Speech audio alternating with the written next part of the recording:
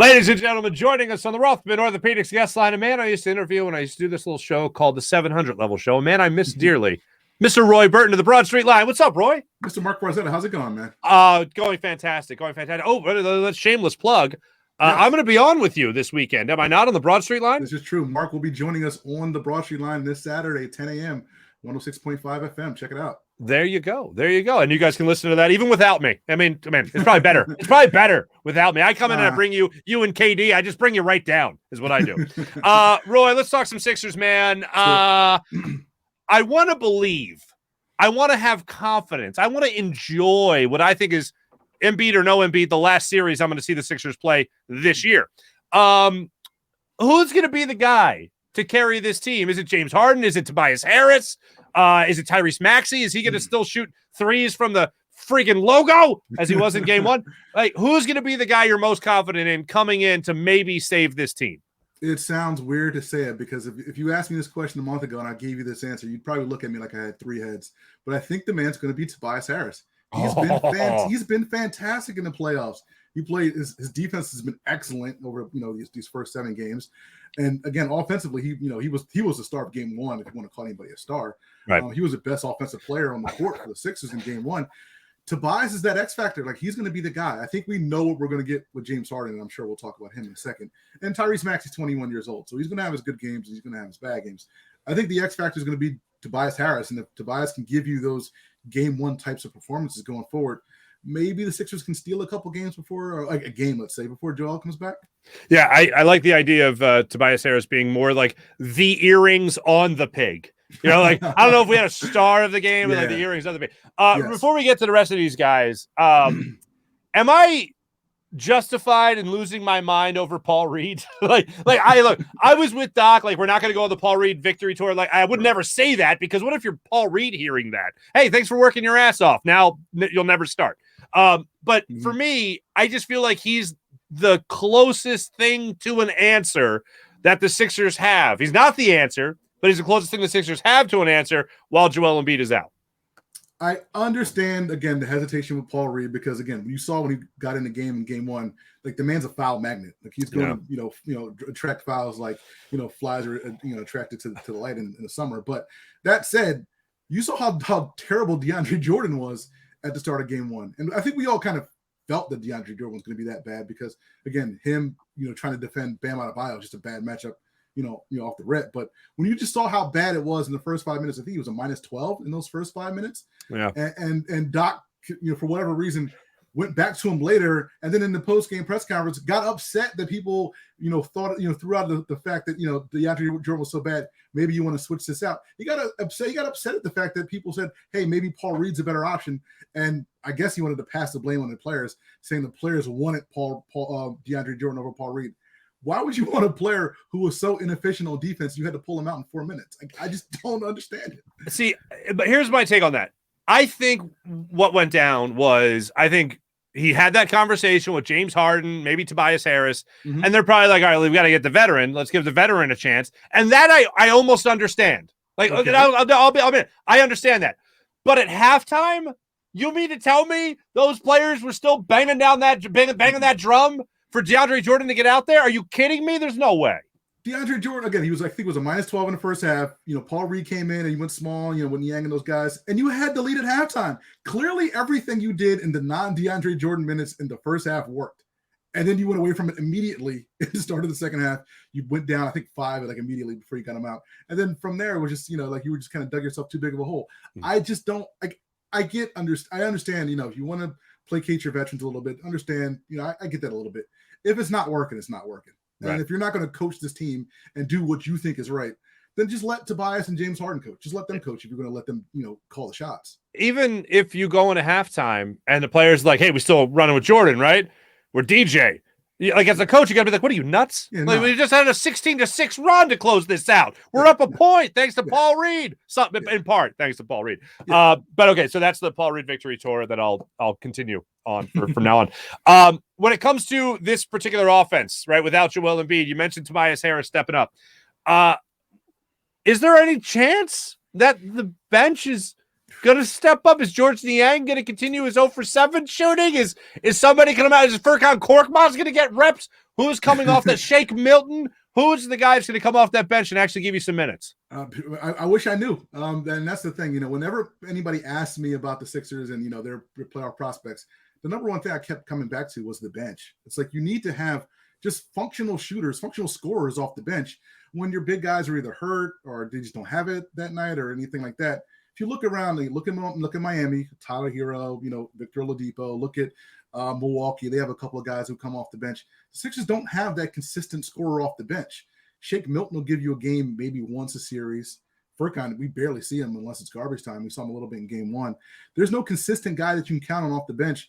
George Niang is probably the closest thing to it, but he's dragging around a bum leg, and he was 0 for 7 from 3 on Monday. So they just don't have that guy who can just be that guy who can come in, give you a spark, give you a quick 8, 10, 12 points, stop a run, not let the game get out of hand in the second quarter. And that's probably going to be their downfall, whether it comes this series or later. Where are you right now on Doc Rivers? Does he come back next year, or do you want to bring in somebody else? Is he just not the guy? What do you think when it comes to Doc Rivers? Personally, like I wouldn't bring him back next year because again, I think he's probably hit his limit with this team. I think the Embiid injury probably buys him a year. I think it's just one of those things where it's one of those things where Joel Embiid doesn't play, and I don't be honest with you. I'm not sure if this team, with Embiid, probably would have beaten Miami anyway. But I think this might buy him an extra year because again, you'll get a full year of James Harden. You'll get hopefully a full year of a healthy Embiid. Maybe you can run this back next year and with a better roster and see where that goes. But yeah, I just think like he's probably met his limit with this team, just like we saw Brett Brown. Brett Brown hit his limit with that team. Yeah. And so when a coach has kind of pushed the team to as far as they can go. So wow. I think Doc Rivers probably needs to move on to another situation, but I don't think he will. The thing that I'll always take away from Brett Brown was I think it was his last press conference as the Sixers head coach after they got eliminated from the bubble. And maybe Keith Pompey asked him the question, Brett, did we ever see this team? Did we ever see you coach this team with 100% healthy, full potential lineup? Right. Brett Brown, no. That was it. That was like, well, he's not lying. He's not lying. No. James Harden. Yes. Bum hamstring or old as hell? What are we looking at here, Roy? Doc said a couple of weeks ago that James Harden's hamstring wasn't a problem. Whether or not he's a gifted liar or maybe no, he's a liar. Okay, because I think we all see, and he's not that gifted. Yeah, he's not that gifted. Yeah, we all see, as a liar. Yeah. James Harden can't get past anybody, and that's the thing. Like part of his game was again giving the option of either blowing by his guy, getting to the basket, getting a foul, an and one or things like that, or the option of that step back three, creating space with that dribble. He just doesn't. He can't get past anybody. He can't create space between him and his defender. And then when he tries to get by somebody, he hunts for the foul and doesn't get it. And then when he doesn't get the foul, then everything just kind of goes to hell because he's looking for the foul and not into the flow of the game. I've had conversations with my co-host on my Saturday show, Chris Domingo, and we brought up maybe this is Chris Webber 2.0 situation. I remember Chris Webber came here in the twilight of his career, so yeah. I don't want to go there yet, but I'm getting a little bit of those vibes. Thank you. Now I'm going to have cold sweats tonight. Appreciate you. Sorry. Roy, how many games this series going to go? How many games? How many games is this series going to go? I'm feeling optimistic that Joel Embiid comes back game 3. I think he comes back in game 3. I think we get Phantom of the Opera in game 3. I think we get a little juice game 3. So I think we get 2 wins. So I'll say Sixers probably fall in 6 games. 6 games? Hey, that's all right. What do you think? Where are you going with this? Oh, I think they're not even going to play the rest of the series. I think they're done. No. I honestly could see the Sixers winning 1 game. Because even if Joel Embiid does come back, I mean, he overcame the thumb injury. That's great. He's got the guy's got a broken face. Like if he plays with a broken face and plays 35 points, you know what I'm saying? Like it gets 35 points for you, then the man they should just say, sorry, Joker, not this year. redo the voting, and he should be MVP. It's not happening, obviously. I see the Sixers getting eliminated in 5 games. I think they'll steal 1 game, and I hate to even say steal it, but that's where I see them going, unfortunately. Roy Burton, you're a first-time guest on the Farzy Show, my friend. Yes, sir. Would you indulge us and play a little Farzy 5 with us? Let's do it. Let's do it. All right, let me just bring in the band real quick. Hold on. These guys are guys. Quit smoking the cigarettes. All right, put that out. All right, let's go. Gosh, take forever, these guys with the band singing. Are you playing? Thank you. These guys. All right, first question, Roy. Yes, sir. First question. Best job before the Broad Street line. Best job before the Broad Street line. Best job before the Broad Street line. Little Roy Burton, what were you doing? I was a tutor at Temple University. I used to tutor some of the athletes there, some of the basketball players back at Temple back in the days. Really? Yeah, Lynn Greer. I did not know that. Lynn Greer, you tutored Lynn Greer. Absolutely, I did. I never knew that. That's amazing. Yeah, what the hell? Hey, you think you know a guy? What was his rough subject? What was the worst subject? Well, see, I was a business school guy, so he was in business, but he was one of those guys who like didn't take a lot of notes and kind of rolled up the class when he wanted to. But still able to get B's and B minuses and just kind of go halfway. So gotcha. He was one of those guys. So okay, gotcha. Okay. Next question. Go to fast food place. Oh, that's a good question. Wow.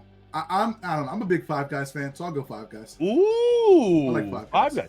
Now here's my deal, and I know I'm a rare breed for this, but I don't consider Five Guys fast food, and here's why.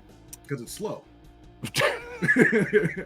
Exactly. You don't have a drive-through. You don't have a drive-through. You gotta wait. Yeah. You gotta wait a little bit. Yeah. How fast are you? You don't got a drive-through. Anyway, That's but it is delicious, and the way they just don't give a damn and just throw the fries in the bag. Distill my heart. First date deal breaker for Roy Burton. Ooh, first date deal breaker. First date deal breaker. Cowboys fan. You're the first, man. You're the first to say that. Bro, you've been on this. How long have you been doing this show? I'm the first guy who's ever said that. You're the first guy that said she was a Cowboys fan. Really? Yeah, she's a Cowboys fan. I'm out. Gotta go. That's a great one. Thank you. It seems petty, but I love it. I absolutely love it. Favorite city to travel to? That's a very. I will go New Orleans. I love the food down there. New Orleans is amazing food. Love. We just had Josh Adams, former Eagles running back, on the show yesterday. Yeah. Oof. We were talking about some New Orleans food, my friend. That's some good stuff. Yeah. Roy Burton, you seem like a swell guy. That's what I do know about you. You're a swell guy. I don't know about you tutoring Lynn Greer and all that stuff, but here's the deal. When it comes to beeping at people in traffic, what makes you beep your horn in traffic? Oh, in traffic. I'm not a beeper because again, people kind of get a little crazy out there.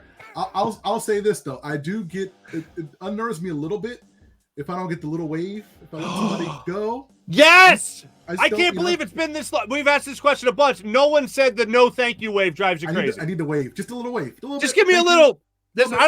I let you in the lane. Just a little. I'm not asking for much. I didn't even need you to mean it. Just give me a. Yeah. Sometimes I hold it up there. Like I'm like, if somebody lets me in, I hold it up there for like an extra beat, just to see if they'll acknowledge that they saw my thank you. Yeah. So sometimes you even got to put it out the window. It's like, hey, sometimes you gotta, I just want you to see this. It's very aggressive. Thank you. Yeah, you're right. Roy Burton, thank you so much, my friend. Much appreciated. Also, make sure you guys follow. You guys can cut. Thank you. Thank you, Roy Burton. Great talking and great catching up with you. Make sure you guys check out Roy every Saturday morning as well. Roy, thank you so much, my friend. Greatly appreciated. Great to catch up with you. Thanks, Mark. Appreciate it. Absolutely. The great Roy Burton joining the show on the Rothman Orthopedic Guest Line. Roy Burton of Broad Street Line.